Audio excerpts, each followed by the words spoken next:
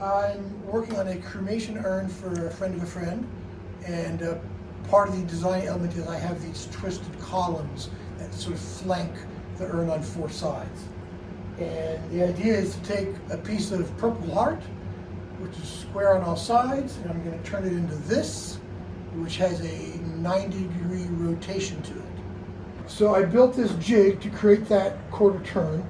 This is built on top of my router table. This blade turns, and the idea is by turning these two, I'm able to slide this entire unit back and forth to bring the wood closer to the blade as needed, and then back away from the blade. Okay, and then this is moving this way, which moves this entire box, which will hold the working piece. And by turning this, you can see this now moves along the tracks defined by these.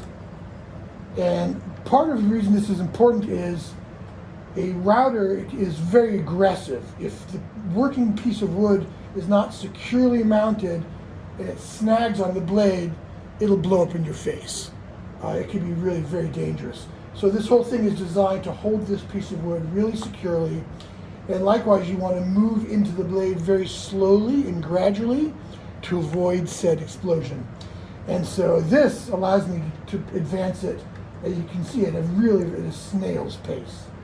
So while this here advances the piece of wood along the rotating blade, I needed a way to get the rotation to go 90 degrees while it travels the full length. And so what I came up with is this. I have a sort of a guide rail, and what that's going to do, this rod will be mounted on there. So you can see this part is straight, it doesn't start to curve yet, and that corresponds to this part of the guide. And then it slowly eases into the diagonal, which then causes the rotation, and then again it ends with a flat section indicated by this straight part of the path. All right, so the way the piece of wood is prepared is I've got holes on either end.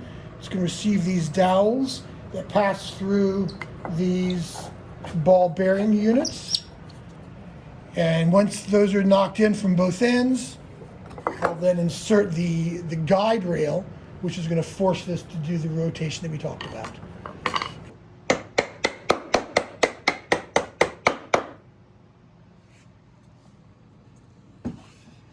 Now that this is mounted on there, I'm going to take my guide rail and we just tap it into place.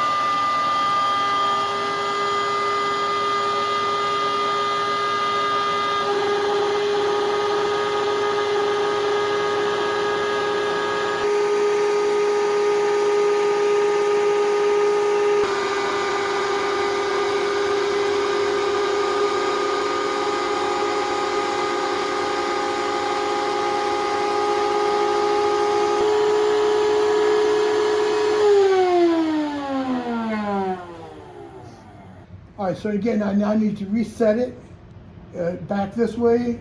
I'll then move it closer to the blade and rinse and repeat. But just to show you how this works, this thing comes off. It's holding my nail in place.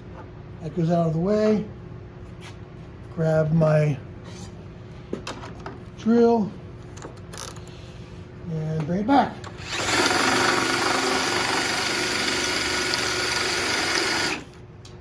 A little bit of the first cut already starting to take place.